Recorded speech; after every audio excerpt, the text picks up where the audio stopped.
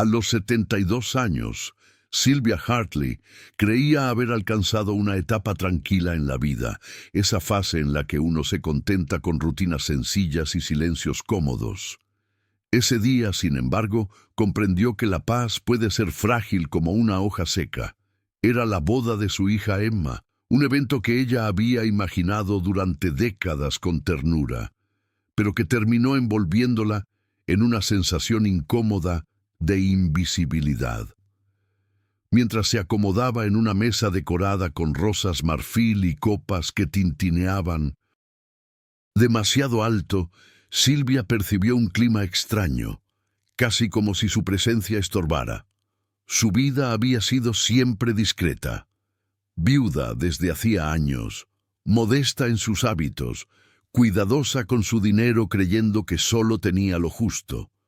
Pero ese día, rodeada de personas que la miraban como si fuese un accesorio viejo, empezó a presentir algo oscuro que no lograba nombrar. Marcus Thornfield, el flamante esposo de su hija, fue quien más reforzó esa inquietud. Tenía un encanto demasiado pulido, como esas sonrisas que parecen pegadas al rostro con pegamento caro, pero que nunca llegan a tocar los ojos. Cada vez que se acercaba a Sylvia, ella sentía una mezcla incómoda de condescendencia y cálculo, como si él estuviera midiendo su fragilidad con precisión de relojero. La familia de Marcus tampoco ayudaba.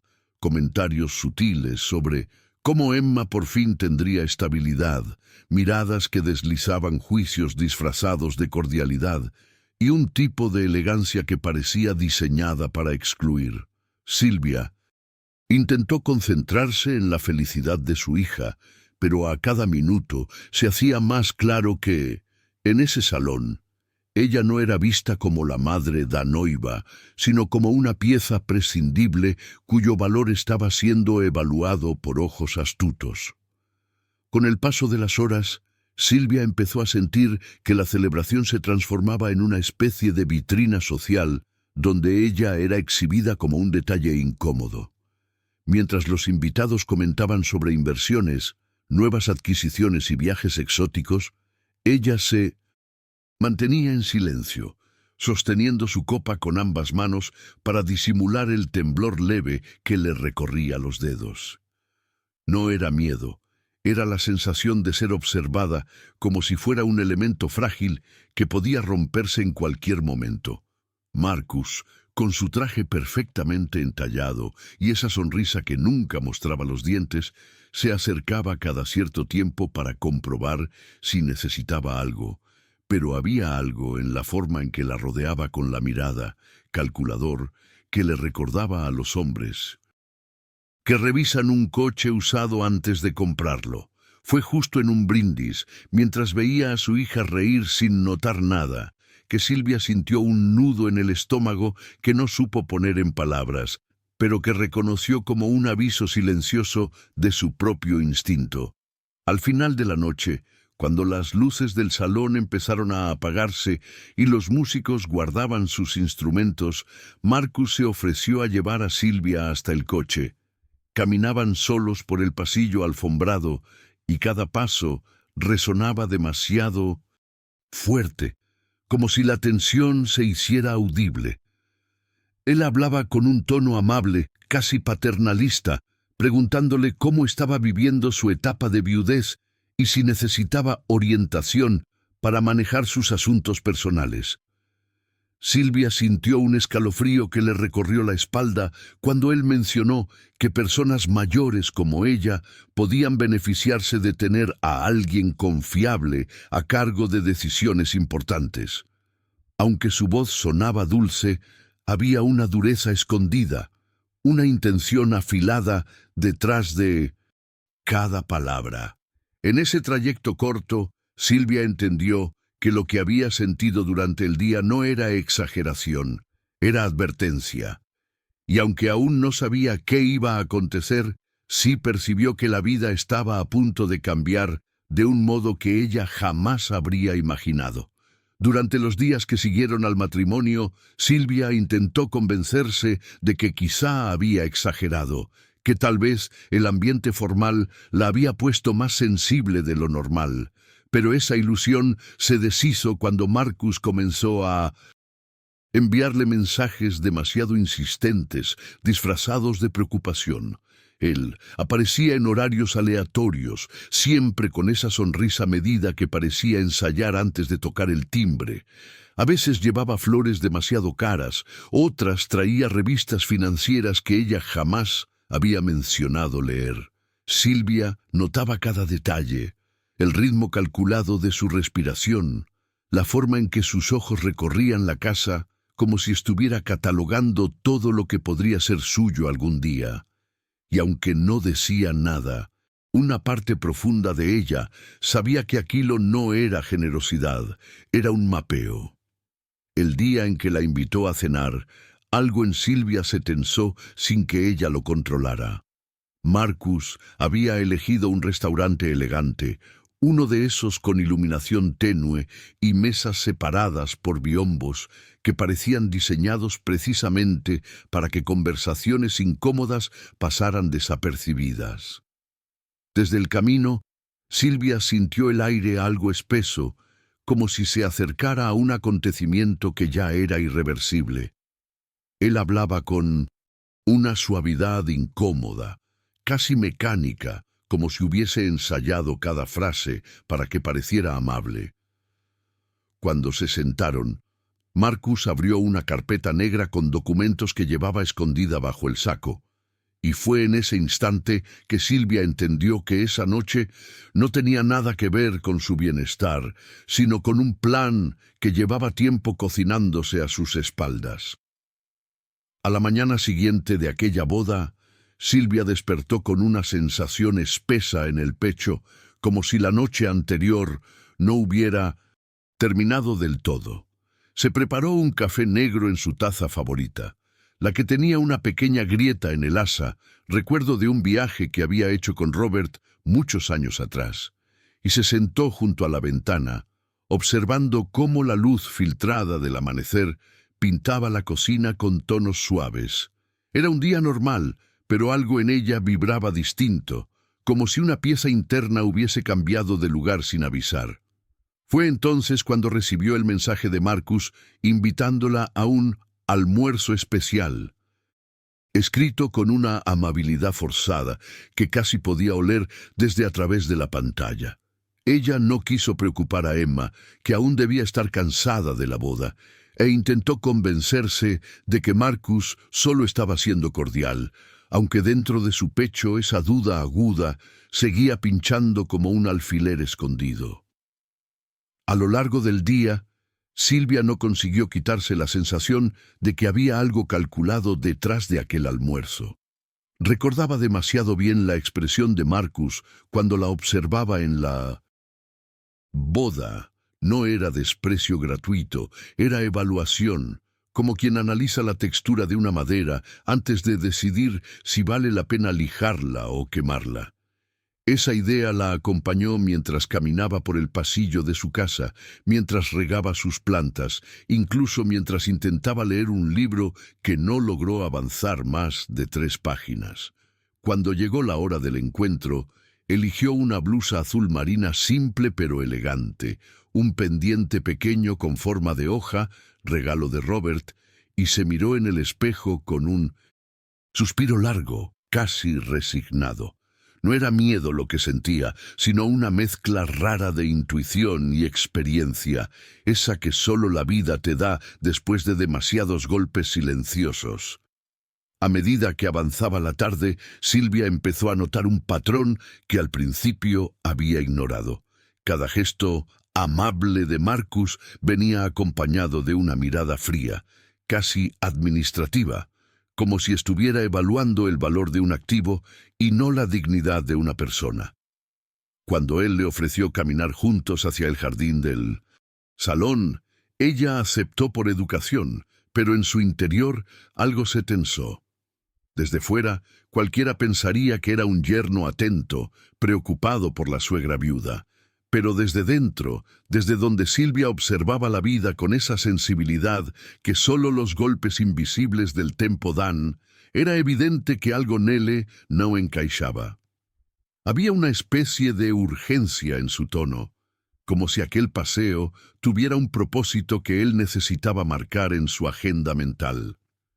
Mientras caminaban entre las luces cálidas y la música suave, Marcus comenzó a hacer preguntas demasiado específicas para una conversación casual. ¿Cuánto pagaba Silvia por su seguro médico? ¿Quién administraba sus cuentas? Si tenía algún familiar cercano además de Emma, y si había considerado algún día mudarse a un lugar más seguro y más cómodo para su edad. Silvia respondió con frases cortas, midiendo cada palabra, aunque por dentro sentía que la estaban palpando como quien busca puntos débiles en una muralla vieja. Nada en su comportamiento era abiertamente agresivo, pero había un peso intencional en cada pregunta, como si él estuviera tomando notas invisibles. Ese fue el momento en que Silvia entendió que su intuición no estaba exagerando. Marcus no buscaba conocerla, buscaba clasificarla. En cuanto Marcus notó que yo dudaba, su comportamiento cambió de un modo tan sutil que solo alguien que ha lidiado con depredadores disfrazados de caballeros lo reconocería. Ya no intentaba sonar amable, sino razonable, usando ese tono que se esconde detrás de frases como «solo estoy intentando ayudarte» o «tu hija se preocupa por ti más de lo que imaginas». Era como si intentara reescribir mi percepción en tiempo real, moldeando mi memoria para que la manipulación pareciera cuidado.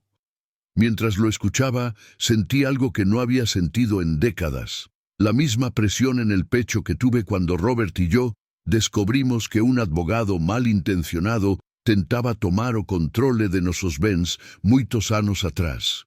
Y justamente esa lembranza foi o que me trouxe de volta ao presente con una claridad que casi me cortó el ar.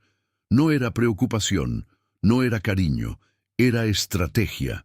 Fue entonces, con esa lucidez inesperada, que noté un detalle que me heló por dentro. Marcus no había mencionado a Emma ni una sola vez de forma genuina. Cada vez que la nombraba, era como una herramienta para presionarme, no como a una persona a la que él amaba.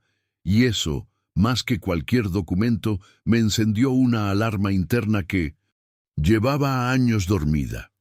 Recordé la caja fuerte que Robert había dejado cerrada con instrucciones estrictas de no abrirla hasta sentir que alguien intentaba decidir por mí. Había pasado más de una década desde que leí esas palabras, pero ese día regresaron como un eco que sabía exactamente a qué puerta golpear. Mientras Marcus seguía hablando, yo asentía en silencio. Pero por dentro, algo se puso en marcha. Algo que él jamás imaginó que una mujer como yo pudiera activar. En ese mismo instante, mientras sostenía los documentos con las manos temblorosas, Silvia recordó la última conversación que tuvo con Robert antes de que él falleciera. Él siempre había tenido ese instinto casi profético para identificar peligros disfrazados de buenas intenciones. Había insistido en que ella mantuviera ciertos asuntos bien guardados, incluso de la familia. Palabras que en su momento parecieron exageradas, pero que ahora resonaban como una advertencia luminosa. Levantó la vista lentamente hacia Marcus, que la observaba con el mismo gesto calculado con el que un depredador estudia el punto exacto donde morder. Y fue ahí cuando algo dentro de ella, no un impulso impulsivo, sino una lucidez fría y precisa, se activó. Silvia no dijo nada, pero su silencio se volvió una barrera impenetrable. Marcus, creyendo que el shock la estaba volviendo más dócil, sonrió satisfecho, sin imaginar que justamente ese silencio marcaba el nacimiento de su propia ruina. Al llegar a casa esa noche, Silvia Abrió el viejo cofre de madera que había permanecido sin tocar durante años, guardado debajo de la cama como si contuviera recuerdos demasiado pesados para visitar con frecuencia. Entre cartas amarillentas y fotografías descoloridas, encontró el sobre sellado que Robert le había dejado con su letra firme e inclinada, para abrir solo cuando lo necesites de verdad. Mientras rompía el sello, sintió que la habitación se llenaba de la presencia tranquila del hombre que siempre la protegió, incluso desde la distancia de la muerte.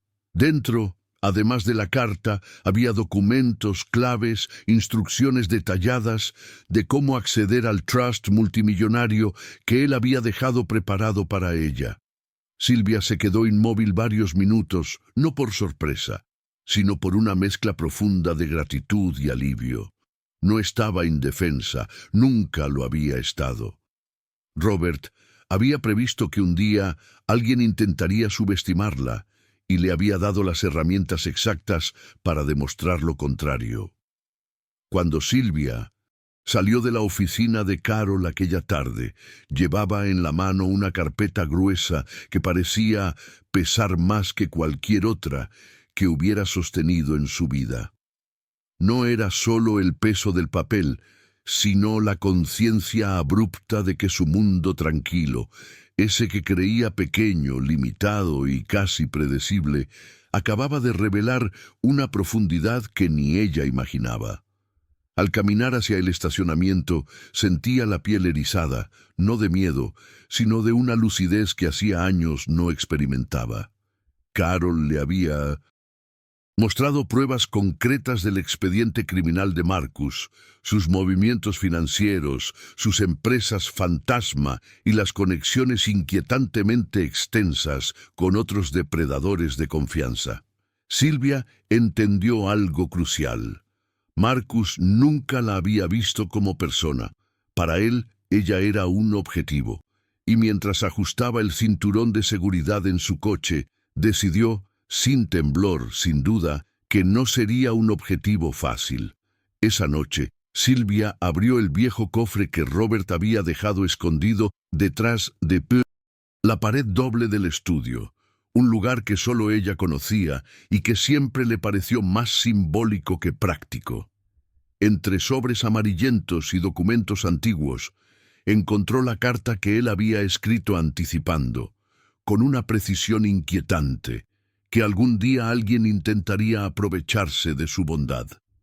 Confía en tu intuición, Silvia, porque cuando sientas que algo no está bien, generalmente tendrás razón, decía una parte subrayada.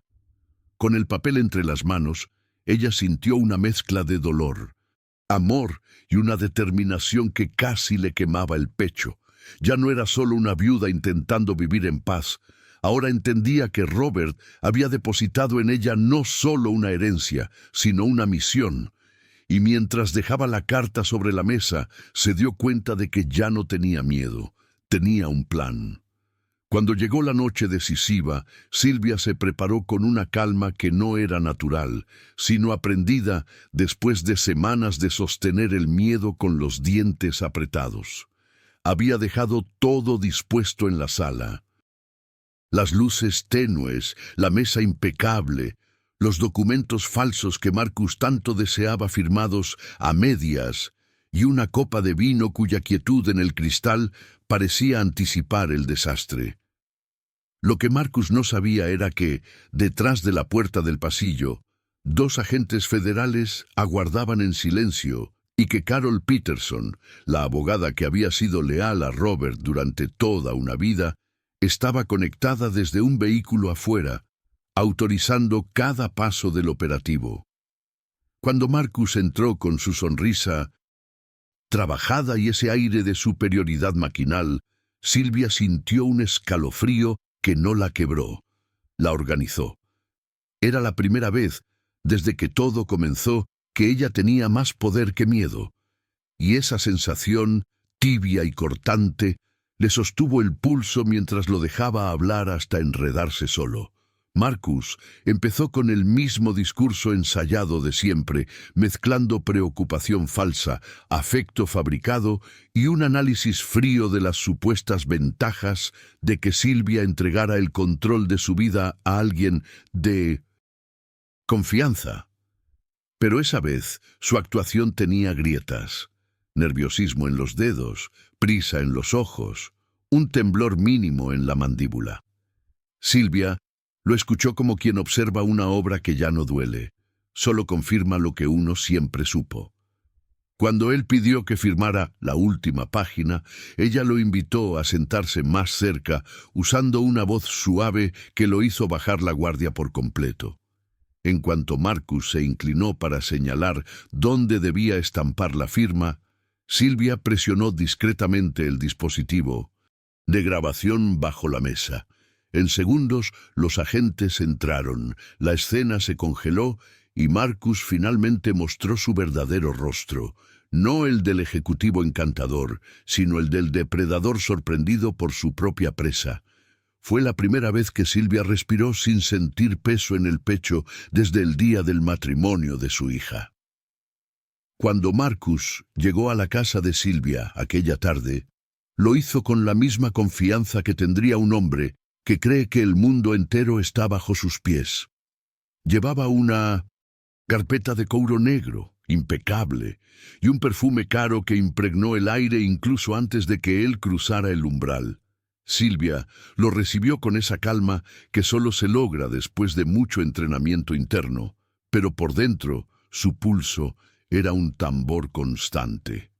Él hablaba sin parar, explicando cómo la protección legal que iba a ofrecerle sería beneficiosa para todos, fingiendo preocupación, usando un tono casi paternalista que contrastaba con la tensión que se acumulaba alrededor de sus ojos. Ella asentía despacio, dejando que él creyera que dominaba la situación, mientras cada segundo que pasaba la aproximaba más al momento exacto en que la trampa se cerraría sobre él. Marcus abrió la carpeta con un gesto amplio, como si estuviera presentando un regalo, y deslizó los documentos sobre la mesa de cristal. Fue entonces cuando Silvia dijo suavemente que prefería leer cada página en voz alta para asegurarse de comprender todo. Él aceptó con una sonrisa rígida, sin imaginar que cada palabra que ella pronunciaba estaba siendo grabada por los agentes que escuchaban desde la camioneta estacionada en la esquina. A medida que ella avanzaba en la lectura, Marcus empezó a impacientarse. Movía la pierna, tamborileaba los dedos, tensaba la mandíbula. No estaba acostumbrado a que una supuesta mujer vulnerable no cediera rápido. Cuando Silvia llegó al párrafo que le otorgaba a él control total sobre sus decisiones médicas, legales y financieras, dejó la hoja sobre la mesa, lo miró fijamente y le preguntó si realmente creía que ella no entendería lo que estaba pasando. Ese fue el primer momento en que la máscara de él se quebró. Con la detención de Marcus, lo que imaginé que sería el final se convirtió, en realidad, en una puerta abierta a un laberinto mucho más profundo. Apenas unas horas después del arresto, agentes federales me explicaron que el perfil de Marcus coincidía con una red criminal activa en varios estados, especializada en capturar patrimonios de personas mayores a través de coerción emocional, falsificación legal y confinamiento forzoso en residencias privadas. Era un sistema cuidadosamente construido, con contadores corruptos, médicos con licencias cuestionables e intermediarios que actuaban como amigos de confianza de las víctimas. Escuchar aquello me revolvió el estómago como si alguien estuviera describiendo una fábrica de tragedias humanas. Pensé en cuántas Silvias existían por ahí, silenciosas, indefensas, convencidas de que estaban exagerando sus sospechas. Por primera vez en mucho tiempo, sentí un fuego dentro de mí que no venía del miedo, sino de una indignación tan viva que parecía empujarme hacia adelante sin permiso. Cuando revisé los documentos incautados en la casa de Marcus, casi tuve que sentarme para no perder el aliento.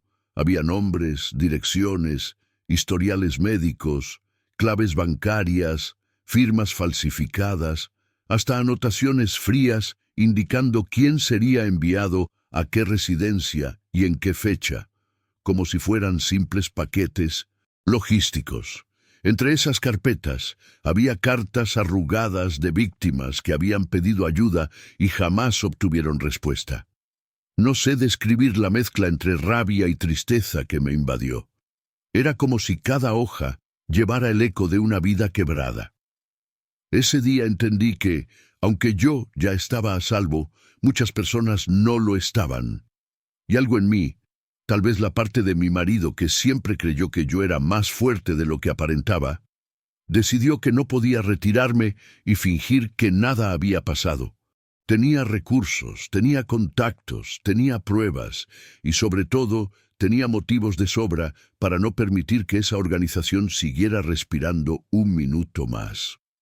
A medida que los días avanzaban después de la detención de Marcus, Silvia comenzó a recibir llamadas que jamás imaginó en su vida. Agentes federales agradeciéndole por su valentía, familias enteras enviando mensajes emocionados, diciendo que, gracias a la operación iniciada por ella, habían recuperado no solo su dinero, sino también su dignidad. Era extraño para una mujer que siempre se había escondido entre silencios. De repente, se convertía en un punto de luz para cientos de desconocidos. Pero entre todo ese caos, hubo un instante muy humano.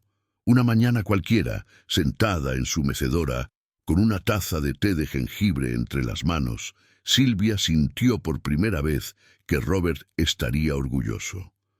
No por la fortuna, no por la estrategia, sino porque ella finalmente se había dado permiso para existir sin pedir disculpas. Fue durante una de esas mañanas tranquilas que recibió la noticia que terminaría sellando su nueva identidad. El gobierno quería que participara en la ceremonia donde se oficializaría el Programa Nacional de Protección a Adultos Mayores, un proyecto inspirado directamente en su caso. Silvia leyó el correo 3 veces antes de comprender lo que significaba. El país entero estaba a punto de reconocer lo que ella había logrado desde su pequeño salón, con sus manos temblorosas y su voz suave. No estaba acostumbrada a aplausos ni a cámaras, pero tampoco era la misma mujer que bajaba la mirada ante el desprecio de un desconocido. Respiró hondo, cerró los ojos y aceptó. Era, al final, la continuidad natural de una batalla que nunca había pedido pelear, pero que había decidido ganar. Cuando llegó el día en que Silvia fue invitada a la ceremonia nacional para recibir la medalla presidencial de la libertad, ella misma no sabía cómo procesar todo lo que había pasado. Se veía allí, con su cabello blanco cuidadosamente recogido y ese vestido azul profundo que pertenecía a su madre, rodeada de cámaras, funcionarios y personas que repetían su nombre como si fuera sinónimo de valentía. Sin embargo, por dentro, seguía siendo la mujer tranquila que pasaba las tardes en su sillón de lectura, sin imaginar jamás que un depredador financiero convertiría su vida en una operación de justicia a nivel nacional. Mientras subía lentamente los escalones del estrado, pensó en Robert, en cómo él siempre creyó en su fortaleza incluso cuando ella misma no lo hacía, y en ese momento exacto, al tomar el pequeño estuche con la medalla, Silvia sintió algo que no había sentido desde la muerte de él. Una certeza serena de que había honrado su memoria de la forma más inesperada. El aplauso que siguió fue largo, casi interminable, y aunque Silvia no era una persona que buscara protagonismo, permitió que ese sonido la atravesara como un cierre simbólico de una etapa brutal. no era solo por ella, era por las mujeres que habían sido aisladas por manipuladores, por los ancianos silenciados en hogares donde nunca quisieron estar, por las fortunas robadas y las vidas quebradas que finalmente encontraron reparación. En su discurso simple y tembloroso, dijo que no era una heroína, sino una mujer cansada de ver a otros sufrir en silencio. Y esa frase, repetida después por miles de personas, selló para siempre su papel en la causa que nunca había elegido, pero que terminó abrazando con toda su humanidad. Al bajar del estrado, Silvia sintió que por primera vez en muchos años caminaba sin el peso de ser subestimada, invisible o frágil. Caminaba, al fin, como alguien que había recuperado no solo su dignidad, sino también su lugar en el mundo. Con el paso de los meses, la vida encontró un ritmo nuevo, casi extraño para alguien que siempre había vivido en silencio. Silvia aprendió a hablar frente a auditorios, a mirar de frente a senadores, a recibir abrazos de personas que la llamaban inspiración, sin haberla visto nunca antes.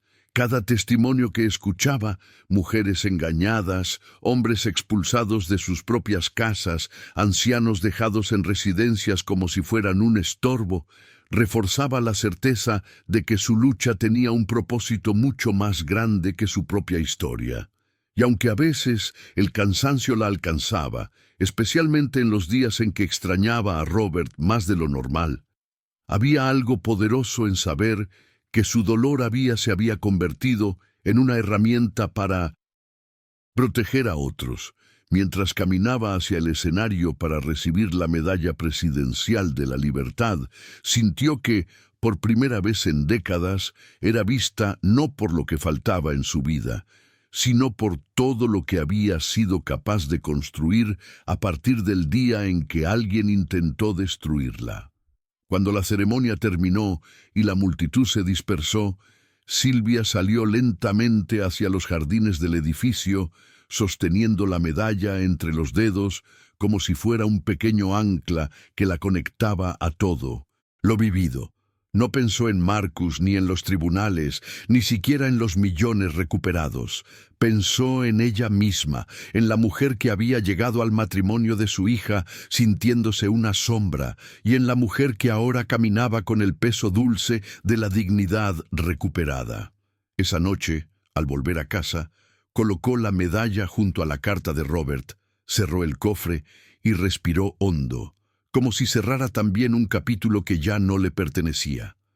Sabía que aún quedaban luchas por pelear, pero también sabía que sucediera lo que sucediera, nunca volvería a ser tratada como alguien frágil o manipulable. Era finalmente la dueña absoluta de su historia. Y con esa certeza luminosa apagó la luz, agradecida por el día en que se atrevió a decir no.